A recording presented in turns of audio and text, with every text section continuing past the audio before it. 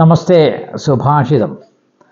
പുഷ്പേഷു ജാതി പുരുഷേഷു വിഷ്ണുർ നാരീഷു രംഭ നഗരേഷു കാഞ്ചി നദീഷു ഗംഗ നരപേഷു രാമ കാവ്യേഷു മാഘ കവി കാളിദാസ.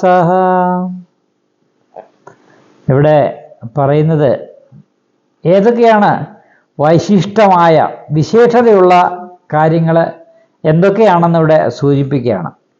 പുഷ്പേഷു ജാതി, ജാതി പിച്ചകം. പുഷ്പങ്ങളിൽ അതിൽ വെച്ച് ഏറ്റവും മനോഹരവും ഗന്ധമുള്ളതുമായ പുഷ്പത്തെ നമ്മൾ മനസ്സിലാക്കുമ്പോൾ അത് പിച്ചകമാണ്. പിച്ചകപ്പൂവാണ് എന്നുള്ള അർത്ഥമാണ്.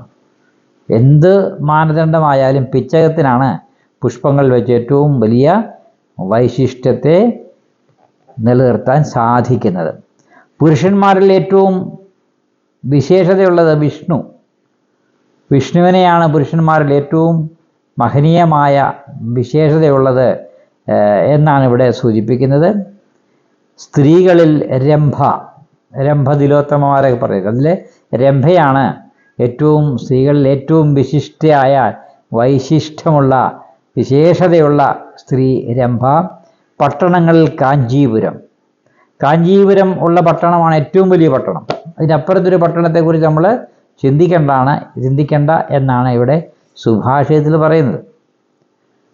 നദികളിൽ ഏറ്റവും മഹത്തരമായ നദി ഗംഗയിൽ പോയാണ്, ഗംഗാ നദിയിൽ മുങ്ങിയാണ് മോക്ഷം പ്രാപിക്കുന്നത്. അതുകൊണ്ട് ഗംഗയാണ് നദികളിൽ വെച്ച് ഏറ്റവും പവിത്രമായ അല്ലെങ്കിൽ ഏറ്റവും വിശിഷ്ടമായ നദി ഗംഗയാകുന്നു. രാജാക്കന്മാരിൽ ശ്രീരാമൻ. രാമായണം വായിക്കുന്നവർക്കൊക്കെ അറിയാം ശ്രീരാമൻ്റെ മഹത്വം.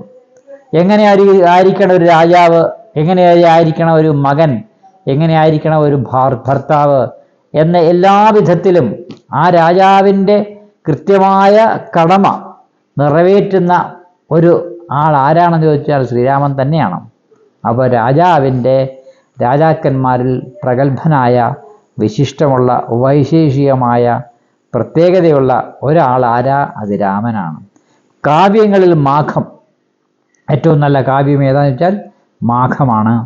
കവികളിൽ കാളിദാസനാണ് വൈശിഷ്ട്യമേറിയ ഒരു കവി. അത് കാളിദാസൻ മാത്രമാണ്. ഇതുവരെയുള്ള കവികളിൽ ഏറ്റവും വലുത് കാളിദാസ കവിയാണ്. അപ്പോൾ ഇത്രയും വിഷയങ്ങളാണ് ഇവിടെ സൂചിപ്പിച്ചിരിക്കുന്നത്. ഓരോന്നിൻ്റെയും വൈശിഷ്ട്യത്തെ, പ്രത്യേകതകളെ വിളിച്ച് അറിയിക്കുന്ന സുഭാഷിതമാണ് ഇത്. നമസ്തേ.